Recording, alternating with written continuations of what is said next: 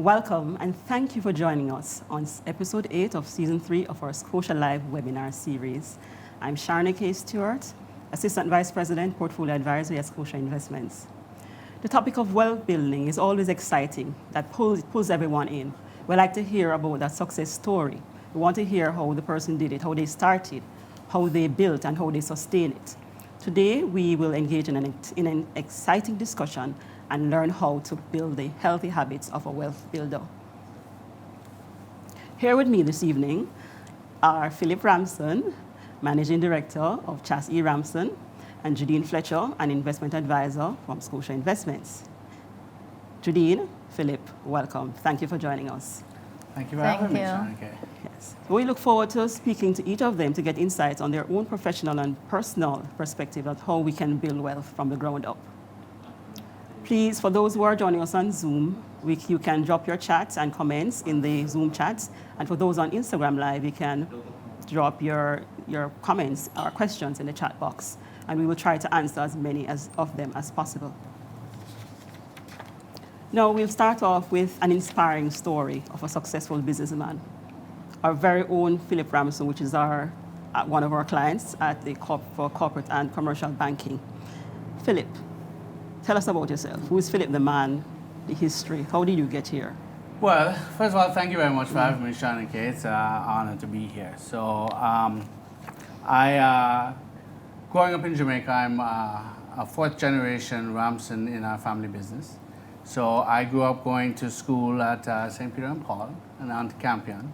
I finished my education in the United States at the University of Tampa, Florida, where I got a business degree in business management and economics. So that's my educational history, But my real experience started when I started working at the company, of course. So as I said, fourth generation, by then we were well experienced and good footprint in the island. So, from early ages, my father had me in the business, right? From summers, from the age of 14, I was already in the business working, learning it from the ground up, whether it's in the warehouse or merchandising, etc. So from an early age, I got very familiar with the business. And of course, when I came back, the first thing that my father said is that he wanted me to go out and get to know the customers. So I came back and I started in the West. I went to Montego Bay. And for the first 2 years, I was in the trade 2-3 days a week, getting to meet all their customers. The other 2-3 days in the warehouse, learning how the logistics went and the delivery systems.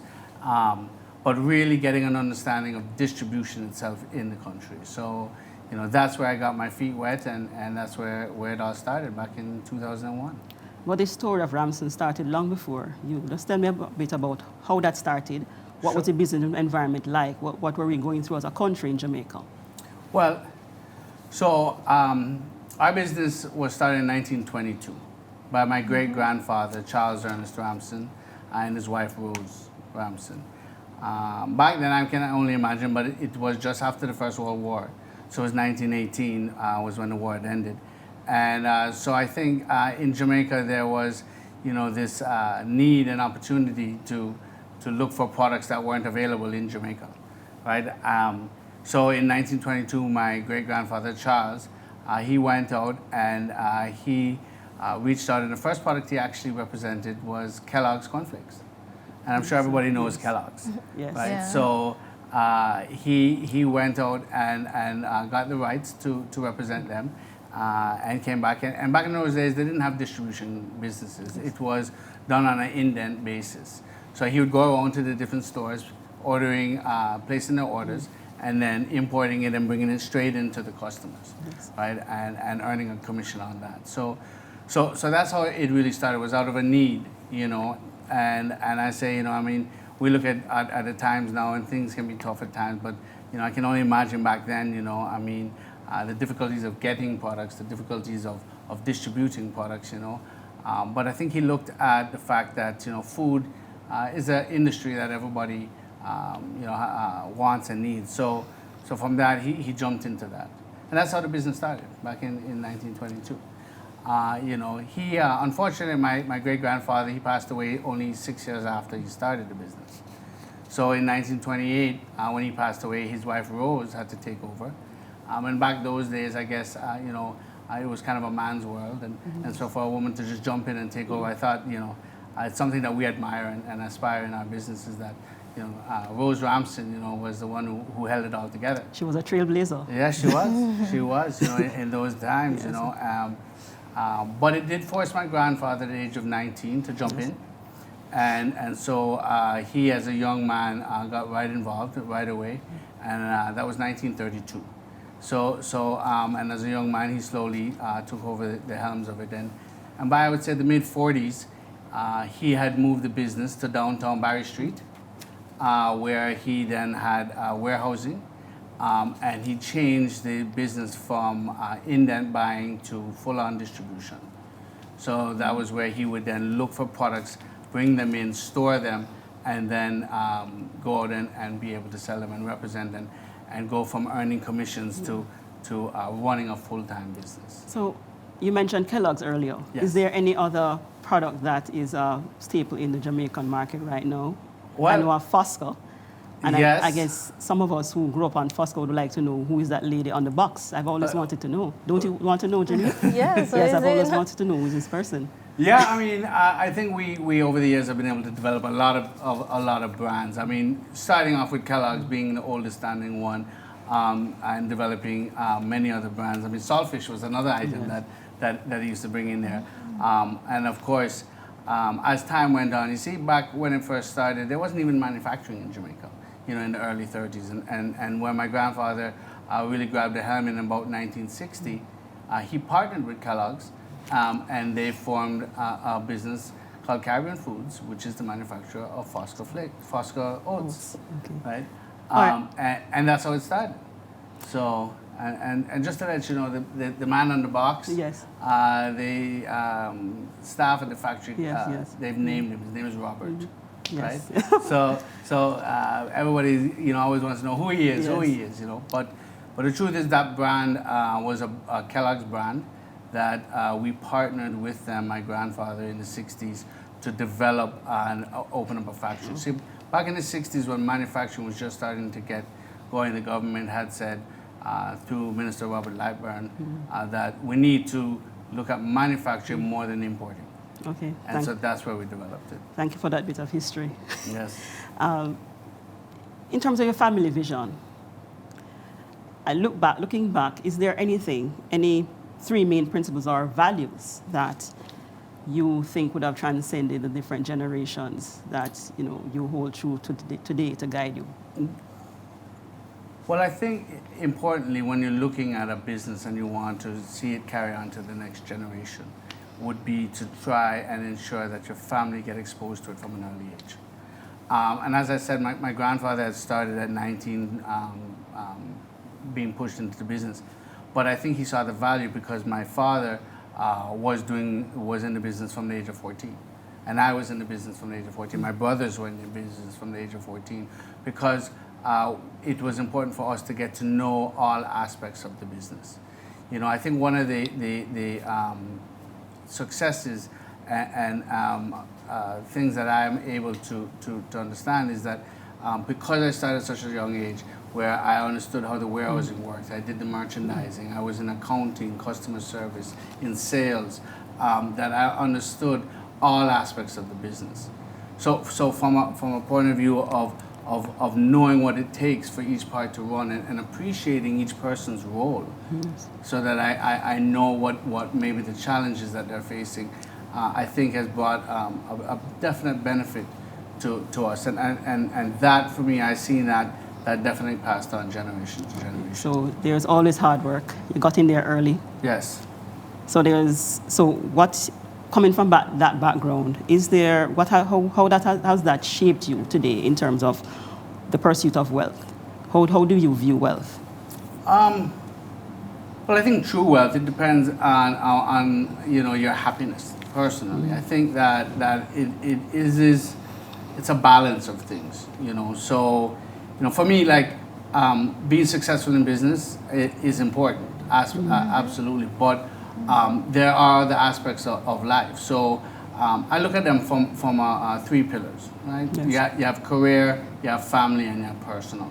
Yes. You know, and I think each one of them does not work unless the other two works. Certainly. Right?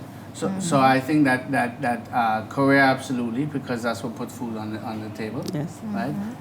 But family is important to make sure that they're happy and that you commit time to them, and personally too, to make sure that you are doing what you need to do for yourself, both mentally and also physically.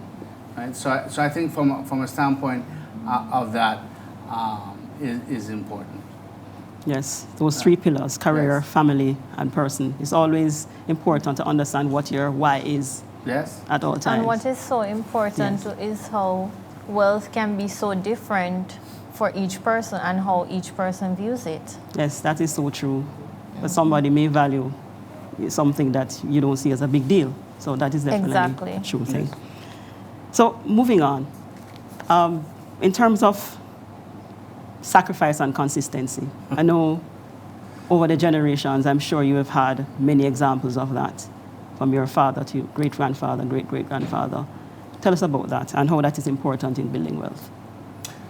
Well, sacrifice, I think everybody understands sacrifice. I mean, no pain, no gain, you know. Yes. I mean, I believe that no matter what you're doing, you have to commit the time to be able to do it. So from a time standpoint, I believe that it's important that you stay consistent. From a leadership standpoint, for me, I like to be the first one in office. Yes. I like to set the example that and make sure everybody's there on time.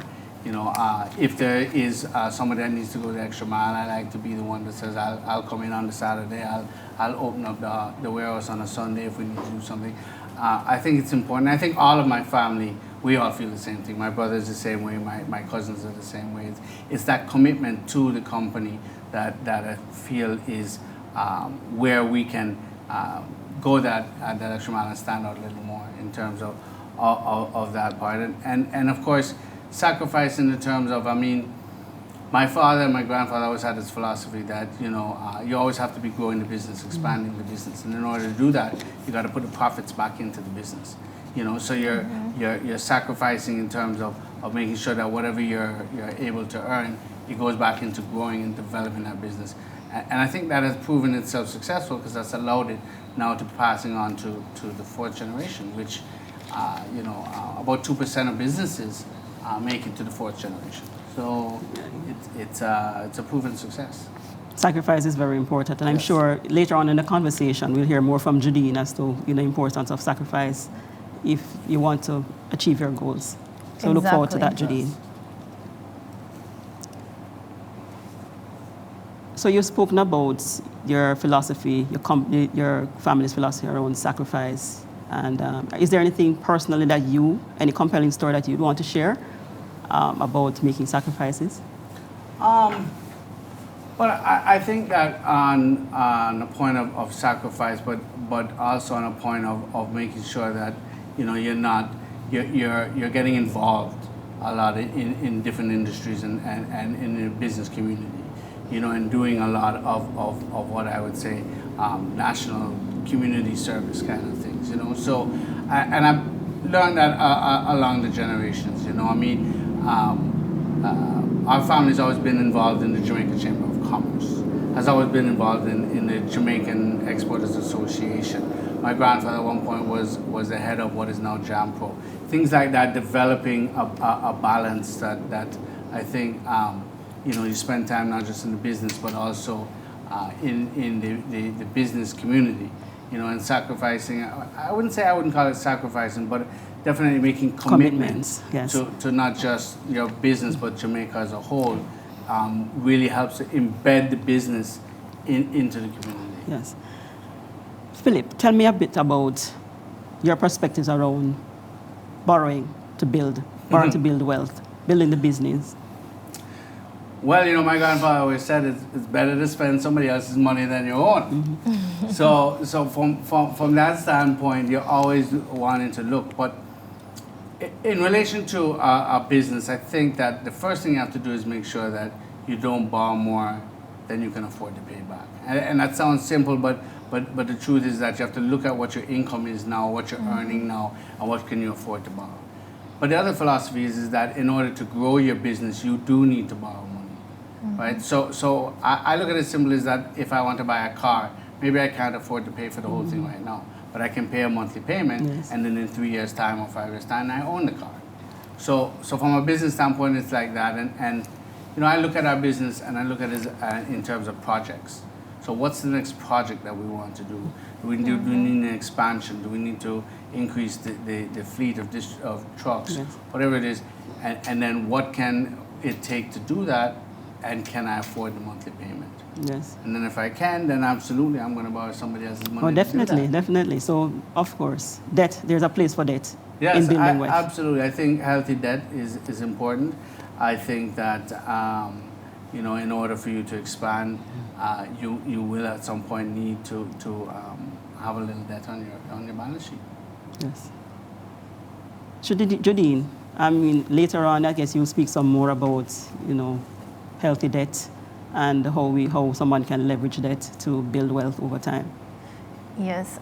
I saw something recently where someone was speaking about the different types of debt, and you'll see where someone referred to debt as oppressive debt, and then you have working debt, and you have enriching debt. So what you were speaking earlier on is what that person would have classified as enriching debt, when you actually borrow to build your wealth or to grow, to expand your company.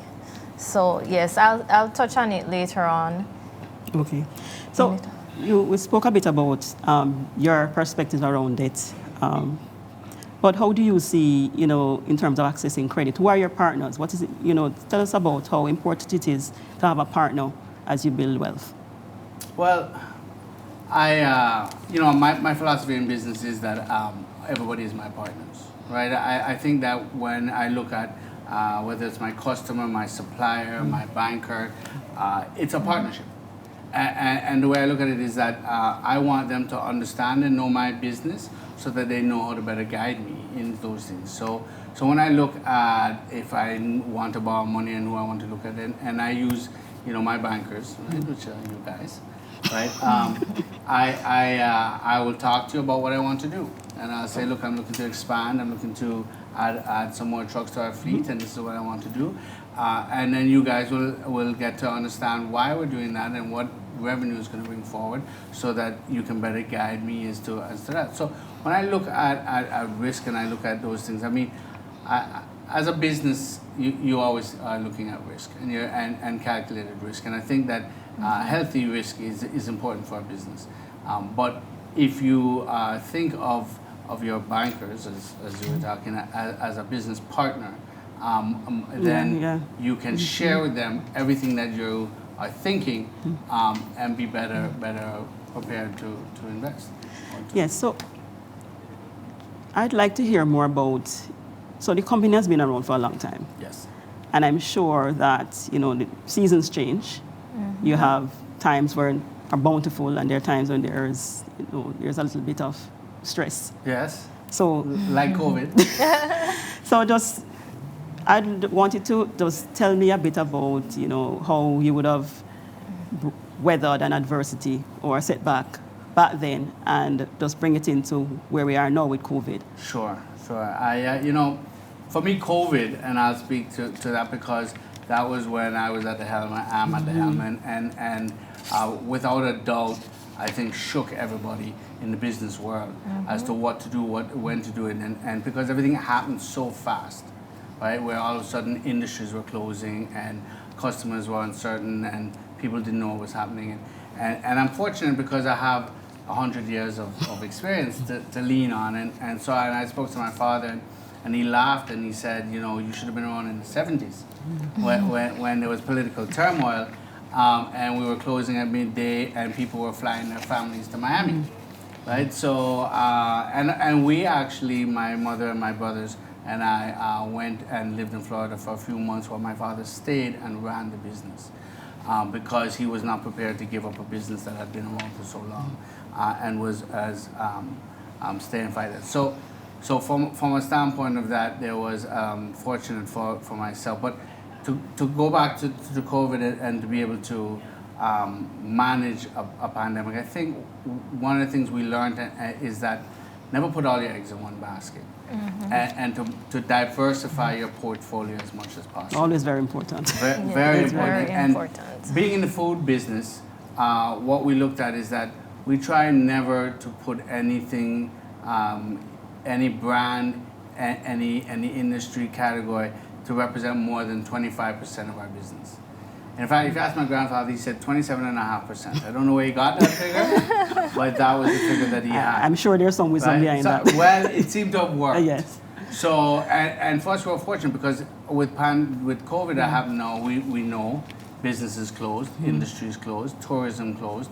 And so, fortunately, it did not represent as significant of a portion for us that we were able to pivot and rely on the other industries that and get through it without having to lay off anybody, without having to reducing any salaries, and without really having to change our model too much on that, other than having to figure out how to go online real quick and the work from home structure real quickly.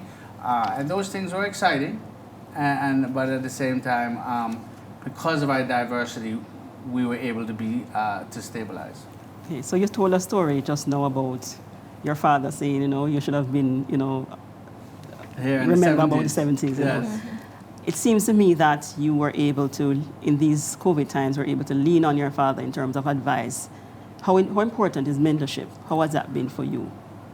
Well, my father is my mentor, and when I asked him, his father was his mentor, and I think maybe because growing up into the business and your father being the one who's leading the way, you're looking forward to. But in terms of that mentorship, I mean, I think that was crucial, right?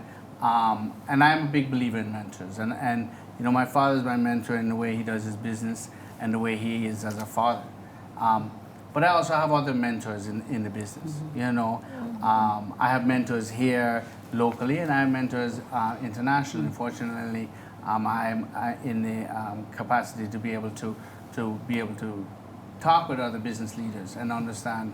And in fact, when COVID happened, right away, I reached out to one of my mentors who's in Canada, the CEO and owner of Kisco Products. Is a good friend of mine, to ask him how is he managing his staff? How is he treating their fears, their concerns, their questions? What's he doing to comfort them and ensure that people understand that we all have to get through this together. And being able to lean on him in that respect was very powerful for me to be able to then reiterate that to our business. So I think mentorship is necessary. Yes. Philip, thank you. This has been a very insightful and interesting discussion. I've been taking notes, and I'm sure our viewers have been, paying attention to what you're saying. There's a lot of lessons to be had from the 100 years that Chassis Ramson has been in Jamaica. And I'd just like to ask you a final question, because I imagine that we have, individuals and business owners who are on, and they would like to know what is the key takeaway for an individual looking to grow their wealth. Well, wealth in relation to managing, running a successful business. For me, relationships are extremely important. With your customers, your suppliers, your bankers, as I would call them, partnerships, I think is extremely important. To have a good, strong work ethic is important. Lead by example, making sure that people understand your expectations as to what you expect of them, and staying disciplined, but also making sure that you try to diversify your portfolio in respect to not having it too one-sided in any which way. Thank you so much. Now, ladies and gentlemen, we'll break here for some questions. And we have our first question from Dean Big 40 on IG. If I'm in my 20s, what are the top 5 things I need to know about building wealth? Is that for me? Or Judine can take it.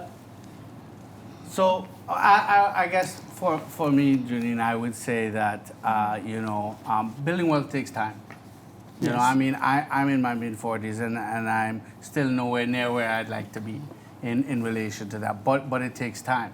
And I think that if you focus too much on the end, you're never going to start. And I think that it's always about starting as soon as possible and to, even if it's small takeaways. And people say you take the biggest risks in your 20s. Yes. So because that's when you can afford to make the mistake. Yes. And then learn from it so that in the 30s and 40s, you make the better decisions, I guess. Thank you. Sound advice for, if you want to jump in here. I wanted to just add, for someone in their 20s now, this is when you start the healthy habits, when you start budgeting, saving, you're trying to probably start paying back the debts if you have a student loan debt. And this is where you're actually building the foundation in the process of building wealth. So I would say in your 20s, you try to start the healthy habits. Yes, that's always important. Yes. Always important to start early. Our next question is from K-Spirit on IG. Is entrepreneurship the best way to start a wealth building journey? And that one is right up your street. Philip, I'll have you take that one. Well, I believe so, because that's the road that I traveled.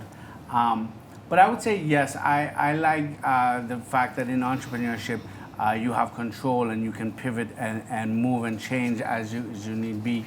I think that the risks are a little greater, but like with everything in life, the greater the risk, the greater the reward. So my question would be, because you are coming from a long line of entrepreneurs. Say this person is a first generation entrepreneur. What special advice do you have for that individual? In terms of how do because they probably can look at you and say, well, you're coming down from a long line. How do I, a first generation entrepreneur, get into that space? What would be your advice? Well, yes, I was fortunate that I was in a long line of business of generations, but I always say that I was given the opportunity. It's what I did with it is my success, Yes. And I think that Jamaica, in particular, we are excellent at entrepreneurism. I mean, you can see the businesses that have developed since COVID had started, how online business has gotten going on, how the delivery business has gotten going on. I think that we are very innovative people. So, I understand that the starting it is the hardest part, but I think that we certainly have proven as a nation that we are capable of doing that. Our next question comes from Lupilu on IG. And I think this is a question that I believe keeps for those entrepreneurs who are thinking about the next generation. That is what keeps us up at night. How do I get my kids to have an interest in my business? Well, I think the first thing is to introduce it to them. Yes. As I said, we were introduced at a young age. We were fortunate that we had a business that we could work at in the summers. So letting, me being introduced to it from when I was 14 was something that I was able to then decide when I was a little older whether I wanted to be in that business. And I have an 11-year-old and I have a 5-year-old, and I think about that. And I think to myself, how do I get interested? But my 5-year-old already is saying, Daddy, is Fosco our product? Is that what we are supposed to eat? I said, yes. And then he goes on telling everybody, you need to eat your Fosco. The future is secure. Yeah. So they naturally will take an interest if you are showing an interest yourself. Okay. Our next question comes from Jason_Low on Zoom. If I'm selecting a mentor for my industry, how do I find one? Philip. Well, I think naturally when you are embedding yourself in the community. For me, the Jamaica Chamber of Commerce is a huge part of my life in respect to that. The associations that you associate yourself with will naturally bring out some of those persons for you. And I also think if you look at who you admire, so when I spoke to my father about who his mentors were, aside from his father, he spoke about Carlton Alexander of Grace Kennedy. to say, you know, he looked at this person that was building this amazing company and said, I want to be there right beside you. And would actually reach out to him and talk to him about some of that business. So I think you have to look at who you want to emulate in your business, and look towards how they practice their business themselves. Thank you, Philip. So, ladies and gentlemen, we now come to the second segment of our program. Now, earlier in our discussion with Philip, he shared a lot of perspectives around what is wealth. And just to you know, to remind ourselves, he spoke to the importance of developing it over time, you know, through family effort and family sacrifice and everybody jumping on board to make sure that the business sustains over time. Building experiences, we learned that from his perspective, wealth is not just about money. And he also shared that balance is important, and we should enjoy the journey. But, Judine, from a financial perspective, what is wealth? Well, wealth is really having an abundance of valuable possessions and resources.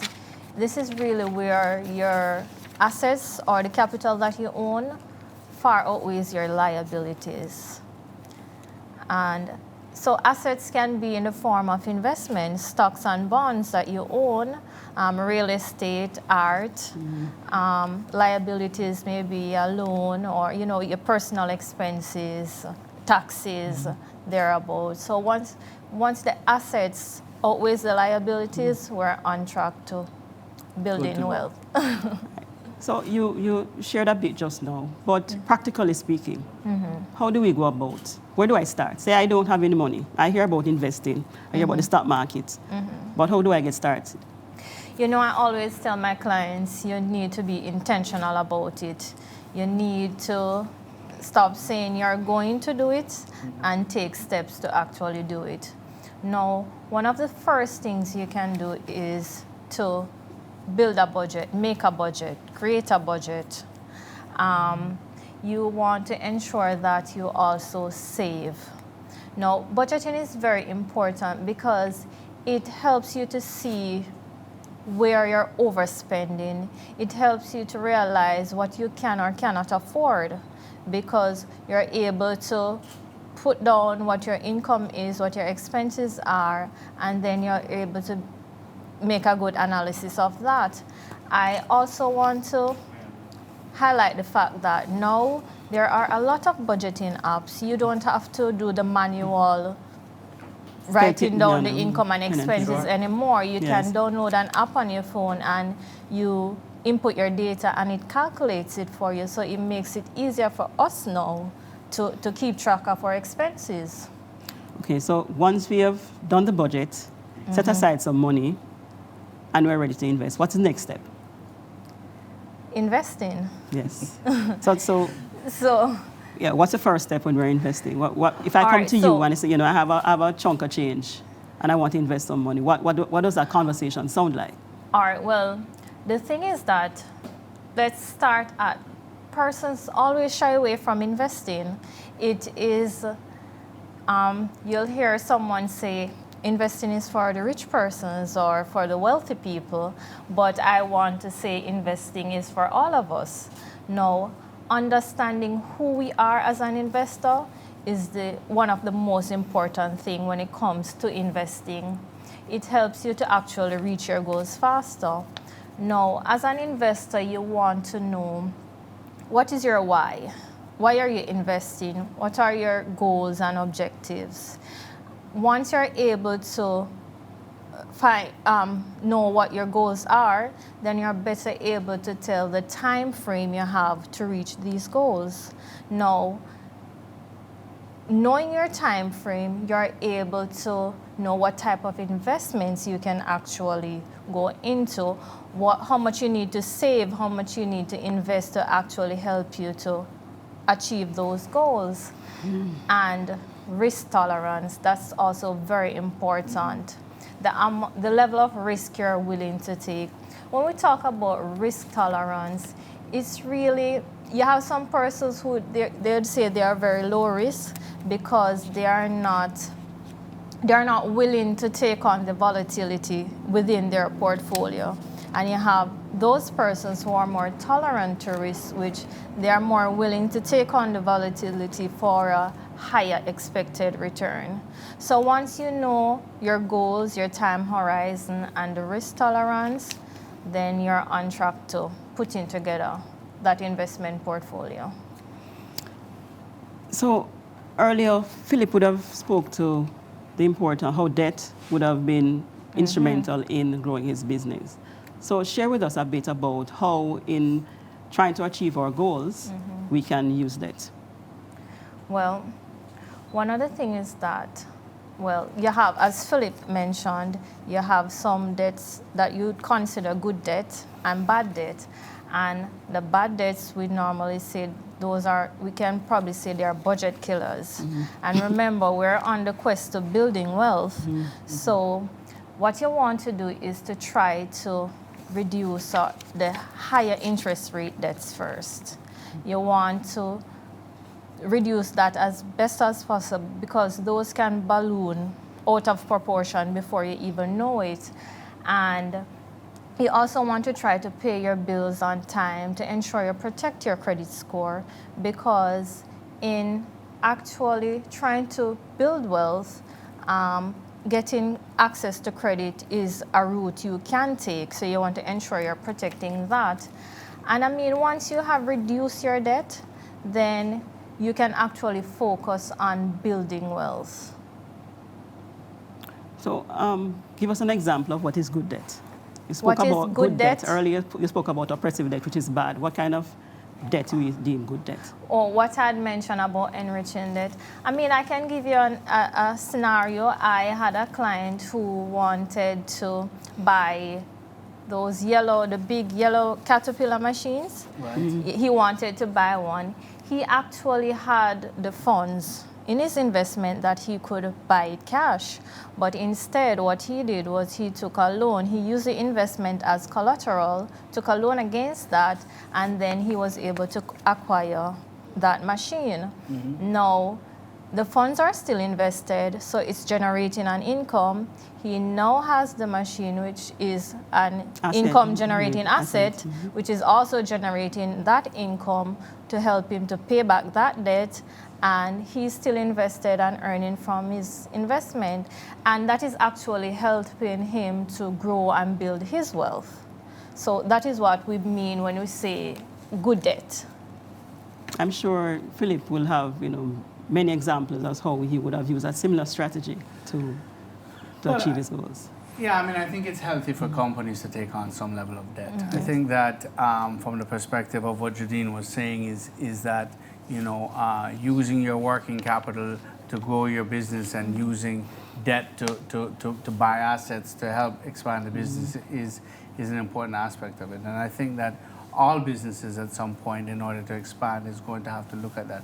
It's important to manage that debt, though. I think that one of the things you have to always look at is, can I afford, if I have a month or two that is a little rough or a little low, to manage the debt? Because as Jodine is saying, you want to make sure that you can pay them on time, bills on time, and manage your credit as well, because credit is extremely important. And I can tell you from a standpoint, when I want to expand my business and I talk to the bank, they look at how I've been managing my debt in the past and say, has he been managing the debt properly? And that does help to determine what I think is a healthy risk.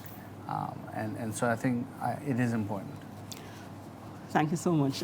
So going back to the theme of our webinar, healthy habits of a wealth builder. Judine, just guide us through what are the healthy habits we need to be cultivating and sticking to in order to build wealth. All right. First thing that comes to mind, we need to have a proper financial plan. I may have said it earlier, we need to know where we're going and how we're going to get there. We also need to set goals, small, medium, long-term goal. I mean, sometimes the long-term goal, it seems so daunting, but if we set small and medium-term goals along the way, we feel that sense of accomplishment. For example, a small goal may be at the end of the quarter, you want to invest 30,000 more than you did the last 2 quarters. Once you have accomplished that, you're saying, well, what can I do if I do this in 6 months, in the next 6 months, you know? And you can be doing that leading up to probably saving up for the down payment of a house. So that would have been the long-term goal. And then you have the small goals along the way that assist you in doing so. So yes, definitely the short-term goals definitely would, you know, kind of give you some boost to continue going. Even sometimes when you probably get disheartened, when you achieve that small goal, it will. And I also want to highlight the fact that healthy habit is being consistent.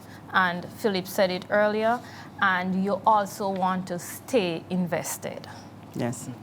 So we started your discussion around budgeting. But sometimes there's so much I know where you can squeeze out of the little money. Talk to us about growing your income. All right. Growing income, there are a lot of opportunities nowadays that we can probably look at. You have what we called earned income and passive income. Passive income is income you generate from assets or so, income generating assets. The earned income is what you would get from your salary. Regarding the earned income, there's so much or no more you can do when it comes to generating income there. But you can we can probably start being creative, thinking outside the box, think of other ways to generate a second or third stream of income. I mean, if you have a skill, if you're able to do hair or lashes, that's one way, those are other streams of income you could generate. I mean, you can also probably think about selling things on Amazon. People are becoming multimillionaires from that.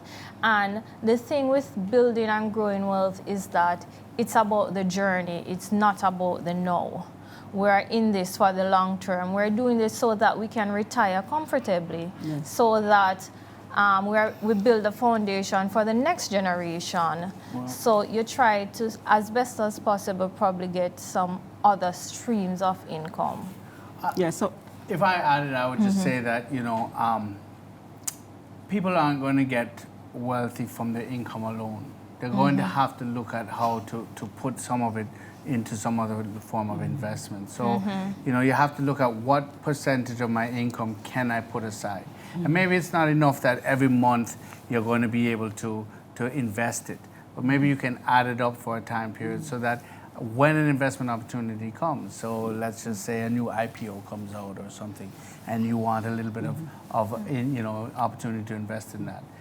You know, you're adding up your thing, because your investment aspect of things is what is going to add more income for you. Yes, definitely. If I may add to that, that's one of also our healthy habits, to save for what we call an opportunity fund. Correct. Yeah. So, so just as you said, so once an opportunity, an APO or IPO comes about, you can jump onto that. Or for someone else who has a bigger opportunity fund, if there's a fixer-upper comes about, you can purchase that and flip it. I think that those are the opportunities that people don't always see. And then when it comes, they don't have the ability to act on it. Yes. Right? So I look at that aspect and I say, I have to put a little aside every month, so that if that opportunity comes where all of a sudden, you know, a piece of land becomes available and I want to put a down payment on it, or an IPO comes out and I want to take so that's your opportunity fund. Correct. And I think that because unfortunately incomes never keep up with the inflation every year, you have to develop some sort of investments that can allow you to stay ahead of inflation. So in seizing opportunities, how important is knowledge, your knowledge of what the opportunities are, prospects are? Just share with us about how you would go about building your investment knowledge. I mean, knowledge is power. We always say that. When you say building your investment knowledge. I mean, there are a number of ways we can do that. You can speak with an advisor who is able to provide you with information. You can read self-help books. You can use resources. The internet is accessible to basically all of us now. You can go onto YouTube. There are a number of different ways in which you can gather the information to help with building the knowledge. I was going to say that the internet is full of information. Exactly. Full of information. Okay, so having said all of that, we building the healthy habits, we learning about what the investment opportunities are by reading, going on the internet. What would your advice be for somebody who's sitting on the fence right now? And just get started. That is, persons always shy away from it, but we just need to get started. What I always say we need to try as best as possible to take the emotions out of investing.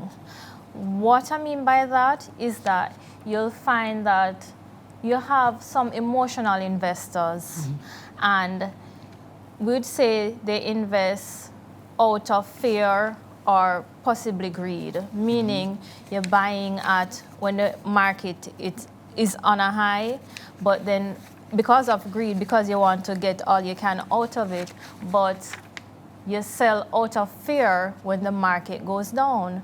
Now, that type of investment we want to stay away from, that type of investment strategy.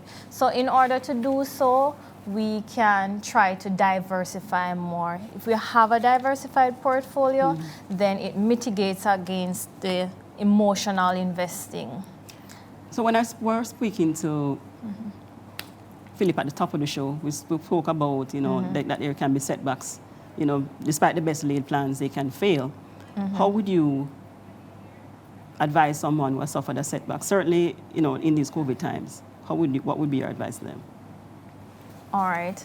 So, each individual is different, and the setback you may face may be different from the setback I face. So it's not a one-size-fits-all situation here, but I would say we need to be prepared to have at least 6 months of income saved, an emergency fund, because life happens. You never know. You may lose your job. You may have a medical emergency. So you want to ensure that you have that cushion to give you that peace of mind. In a setback, you may also need to reduce your expenses. But we want to also try to stay invested. You may not be able to contribute what you normally do. You can reduce the amount you're contributing, but try to be consistent and stay invested or continue saving. Thank you so much, Jadine. Pearls of wisdom.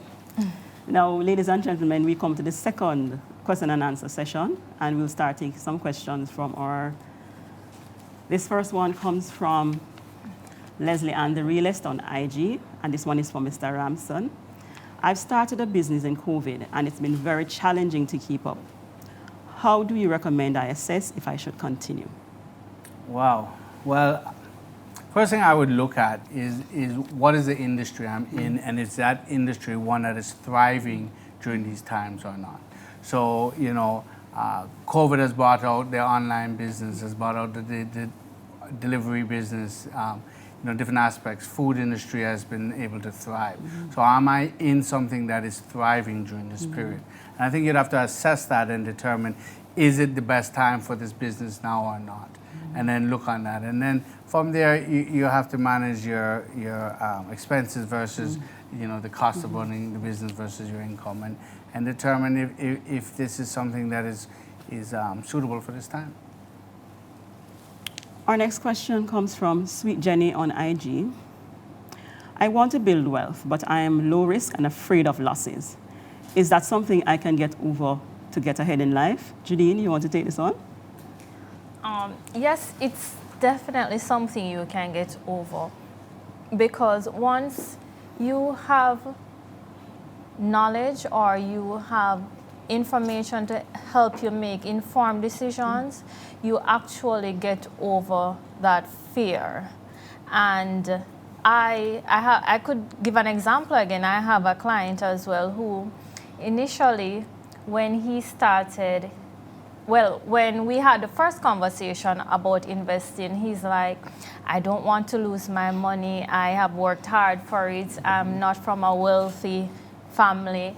However, we started the process, and the thing is that once you start investing, you become more curious. You start reading more. Yes. You start watching the business section of the news. And I can tell you that today, once he has the money, he's the one calling me Yes. to say, I have this, what are we doing next? Good. So you eventually get over it. Right. So knowledge is power, and It is. and have a trusted advisor or Yes. mentor. Good. Let's move on to the next question.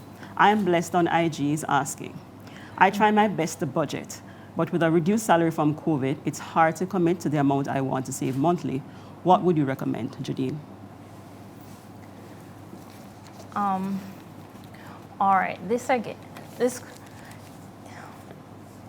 you're trying to budget, however, your salary has been reduced and you're still trying to save. I mean, sometimes there's so much we can squeeze out of budgeting and no more. But what's important and what we do not normally pay attention to a lot of times are our variable expenses, what we call the variable expenses. So the fixed one, the mortgage, the rent, or so, we have to pay that. Those are the big ticket items that we need to pay attention to. The variable expenses, for example, eating out every Friday night, or you know, Buying a round of drinks. So. Yes. yeah, sponsoring everyone drinks. So we probably need to focus on those more and see what we can best reduce as best as possible in order to continue saving. Or you could possibly reduce the amount you're saving based on the situation, but try your best to, no matter how small it is, still try. They always say one cocoa full basket. It actually does. Thank you, Jenny. Thank you for that. Our next question comes from Same Styles on Zoom. Explain, what do you mean by getting out of cash and into assets? Getting out of cash and into assets. I mean, cash, all right. Instead of having the funds accumulate, just saving the funds in your bank account, which is considered cash, we want to, assets can be investments. So we want to make the money work for you. That is exactly what it means. Moving the funds from where it is not working for you and putting it in a place where it can actually work for you. Be it that we're going to look at buying some stocks or some bonds, being that we're going to be alternate investments into real estate, income generating assets. That is what it means, making the money work for you in simple terms. So Philip, do you have a perspective on this as it relates to from a business perspective? Well, in terms of being able to invest? Yes. In terms of when you have a certain cash balance, you know, what do you look at in terms of deploying I that think to that if something? you have cash, you're going to spend it. So I think that the best thing to do is to put it into some sort of investment. You know, as Jadine says, you know, you have your fixed expenses; those have to be paid first, and then after that, you look at what you have available, and if you do have any extra cash, then absolutely, I think putting it somewhere where it's not as accessible will always naturally be a better option than cash in the pocket. You know. Good. It's So hard not to spend. with that, we segue to our next question. Chrissy Sue on IG is asking, if I'm getting a Christmas bonus in the next 2 weeks, how should I invest this money? Jadine?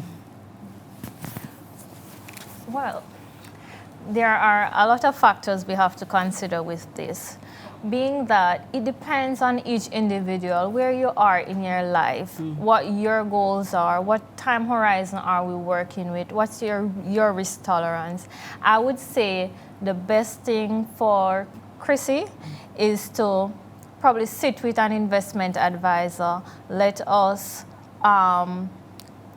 speak about what it is you want to achieve, where we're headed, and how you can possibly invest the funds received in Christmas, because it's not a one-size-fits-all. So what I recommend for Philip would probably not be the same for Sharnaki. Indeed, indeed. Philip, what are you doing your Christmas bonus? Oh, well, it goes straight to my wife. Straight. So, Good answer. unfortunately. She's watching, right? Yeah, oh, absolutely, absolutely. So if it wasn't, it's going now, unfortunately. But you know, I think, Okay. but it's important to balance. Yes. You know, I mean, if I had my input on that, I would say that investment is essential for the future. You have short-term, long-term, and investments, and I think we have to look at all of them, but also to enjoy yourself as well in making sure that you are also, enjoying yourself. Yes, So definitely. Balance is key. is very Balance key. is key. It's very important. Our next question comes from Judy Frankson on Zoom. What are the top 3 financial resolutions should I have on my list? And I'm going to ask both of you to take a stab at that question. What are the top 3 financial resolutions? Well, I mean, the first one I always look at is stop spending unnecessarily. You know, that's what I always look at is how can I better balance my monthly budget? Yes. You know, and I think it's always worthwhile looking on it and seeing what can I put away. And I think too is what can I get myself, involved in? You know, in terms of financially, I want to see what is the next thing out there that's happening in trends and how can I invest in that? You know, so for me, I think that always looking at the next best thing and how can I better be fiscally responsible. Okay, thank you. Jadine? Well, I would agree with what he just said, because one of the first things that came to mind as well was how do I reduce my expenses in order to save more, to invest more. One of the top 3 resolution, I would say, being that assets is how we really grow true wealth, how can I get into owning my first or second or getting to own an asset? That's one of the ones I would have on my list. Cutting my expenses and investing. How do I maximize investing in the areas that I'm good at? Those would be my resolutions. Thank you, Jadine and Philip, for that. I'm sure persons are taking note. Maybe for those who would have started penning down their resolutions, they may want to go back and kind of sharpen up based on what you're saying. So our final question comes from Hope Eternal on IG. What are the financial trends to look out for in 2022? And I believe the important thing that we'll be looking at coming into next year is how the COVID-19 situation will continue to evolve and how that will impact confidence, expectations. We're paying close attention now to what is happening in the US in terms of the Fed actions coming up, how that will impact the returns on bonds and so forth. Locally, we are still grappling with a couple of issues around COVID, while we are dealing with hesitancy and that affecting the vaccine program. We're also hearing about this new variant of interest or variant of concern and how that will evolve and what that will have, the impact that will have on our own or local assets. But just to say that despite our expectations going forward, there's always opportunity despite what is happening in the market. And this is why it's important to be in close contact with somebody, with an investment advisor or somebody who is knowledgeable about what is happening. And I'm sure, Jadine, you can testify that even throughout the pandemic, you were still able to identify opportunities for a person. So Yes. despite whatever trends are, it always comes down to what your needs are and what your goals are. So with that, Jadine, do you want to jump in and add anything else? I just want to say, try to invest early, invest regularly, stay invested, and diversify. Thank you, Jadine. I just want to thank you, ladies and gentlemen, for those questions. It really helped to keep the conversation going. And I'd also like to thank you, Philip and Jadine, for leading us in this discussion and providing some valuable insights. Thank you. Basically, what we took away was that small, healthy habits applied consistently leads to wealth. It's very important to cultivate those habits and to keep pressing on and keep to them. Thanks for watching and tuning in for this season.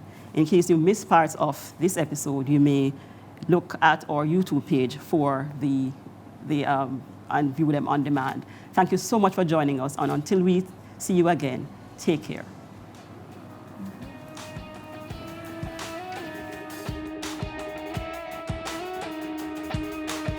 Download the new Scotia app with a faster low-time bank wherever, whenever. Be in control and transfer funds or pay bills quicker with just a few taps and a swipe. Plus, we're serious about security. Want real-time notifications for all your transactions? Check. Log in with fingerprint? Check. Turn your credit card on and off? Triple check. Protected. Your money is safe and secure. Bank wherever, whenever you choose with the new Scotia app.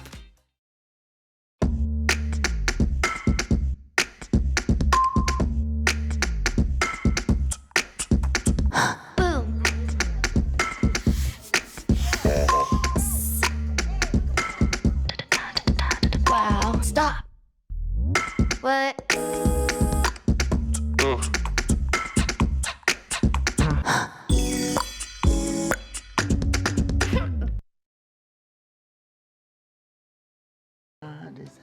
Oliver, Is who that hollering out my name?